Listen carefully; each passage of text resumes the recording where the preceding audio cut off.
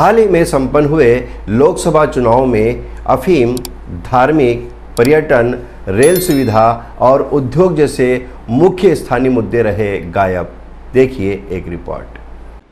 अभी हाल ही में निपटे लोकसभा चुनाव को लेकर अभी भी कई तरह की कई विषयों पर कई बिंदुओं की चर्चाएं लगातार हो रही हैं। मतदान तो हो गया, लेकिन चुनावी चर्चाओं का दौर जारी है। चर्चाओं में यह विषय शुमार है कि इस बार लोकसभा के चुनाव में केवल भावात्मक और वे ही मुद्दे हावी रहे जो बड़ी राजनीतिक पार्टियां आम जनों को प्रभावित करने के लिए इस्तेमाल कर रही थी। स्थानीय मुद्दे तो पूरी तरह से गौण ही थे, गौण ही नहीं बल्कि कहा जाना चाहिए गायब ही थे। अब यह लोकसभा का चुनाव हुआ, कई लोग यह सवाल करते हैं कि ये जो चुनाव होते हैं, हम लोग वोट डालते हैं, हमारे प्रतिनिधि चुनते हैं, विधायक चुनते हैं, सांसद चुनते हैं, तो इससे इस क्षेत्र को क्या मिलता है? प्रजातंत्र में आम जनों को, मतदाताओं को चुनाव में भाग लेने का और वोट देने का, अपने जनप्रतिनिधियों को चुनना चाहिए और यह अधिकार उन्हें हैं। लेकिन उन्हें यह अधिकार भी है कि वे यहाँ स्थानीय मुद्दों से संबंधित बिंदुओं पर भी बात करें और राजनीतिक दलों से और प्रत्याशियों से अपेक्षा करें। इन हाल ही में संपन्न हुए लोकसभा के चुनावों में चाहे भाजपा हो या कांग्रेस, दोनों ही दलों और प्रत्याशियों के द्वारा स्थानीय मुद्दों को पूरी तरह से दरकिनार रखा गया। हमारे इस क्षेत्र में सबसे बड़ी जो आम जनों से संबंधित रोजमर्रा की समस्या है वो है रेलों की कनेक्टिविटी। कहने को ब्रॉडगेज रेलवे लाइन हमारे यहाँ है, रेलवे स्टेशन का भी उन्नयन हो रहा है, लेकिन ब्रॉडगेज के बाद से ही हम अनेकों रेल सुविधाओं के लिए तरस रहे हैं। अनेक महानगरों से, यहाँ तक कि हमारे आसपास के शहरों से भी सीधी कनेक्टिविटी और समय की सुविधा के अनुसार ट्रेनें हमें नहीं मिलती।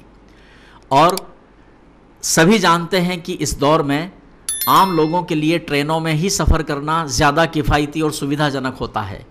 और यह एक ऐसा मसला है जो दैनंदिनी की जीवन से जुड़ा हुआ है। लेकिन राजनीतिक दलों ने, प्रत्याशियों ने इन चुनावों में रेलवे सुविधाओं को बढ़ाने से संबंधित इस मुद्दे पर कोई चर्चा नहीं की और ना कोई आश्वासन दिया और ना ही प्रयास करने की ही कोई बात कही। दूसरा प्रमुख मुद्दा है इस क्षेत्र का, वो है उद्योग विहीन परिस्थिति। पूरी तरह से उद्योग विहीन है मंदसौर संसदीय क्षेत्र, जिसमें मंदसौर, नीमच और जावरा क्षेत्र आता है। उद्योग नहीं होने से यहाँ रोज़गार नहीं है और रोज़गार नहीं होने से युवाओं के लिए कोई अवसर नहीं है। यह एक बड़ा मुद्दा है, लेकिन इस मुद्दे की ओर भी जिम्मेदारों का, बड़ी राजनीतिक पार्टियों का ध्यान नहीं गया। एक बड़े उद्योग की स्थापना यहाँ होना चाहिए, बरसों से अपेक्षा है, लेकिन बातें होती है, होता कुछ नहीं है। अफीम इस क्षेत्र का एक प्रमुख मुद्दा है। अफीम उत्पादक किसान, पूरी दुनिया के 80% अफीम उत्पन्न करने वाले इस क्षेत्र के अफीम उत्पादक किसान हमेशा सरकार की नीतियों से परेशान और प्रताड़ित ही रहते हैं। अब ये जो CPS पद्धति नई आई है, इससे किसान संतुष्ट नहीं है। पुरानी पद्धति में उन्हें कई तरह के खतरों का एहसास कराया जाता है और दाम भी उन्हें नहीं मिलता। तो अफीम नीति तय करने के पहले देश की सरकार को मंदसौर, नीमच क्षेत्र के अफीम उत्पादक किसानों की व्यावहारिक परिस्थितियों को समझना बहुत आवश्यक है, जो नहीं समझी जाती। हमारे जनप्रतिनिधि भी इस दिशा में सक्रिय नहीं रहते। तो अफीम को लेकर भी कोई बात, कोई चर्चा यहाँ नहीं की गई। और पर्यटन एक अपार संभावनाओं वाला क्षेत्र है।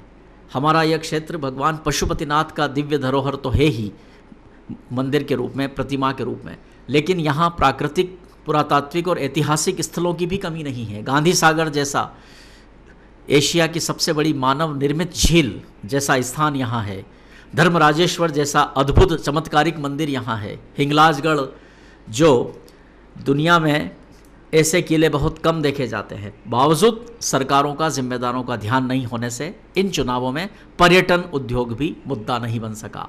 तो कहना चाहिए कि ये जो चुनाव तो निपट गए हैं, लेकिन मुद्दों के विहीन इन चुनावों में केवल भावनात्मक मुद्दे, धर्म आधारित बातें, जातिगत चीज़ें ही चलती रही। ज़मीनी हकीकत, ज़मीनी धरातल पर स्थानीय मुद्दों को किसी ने महत्व नहीं दिया।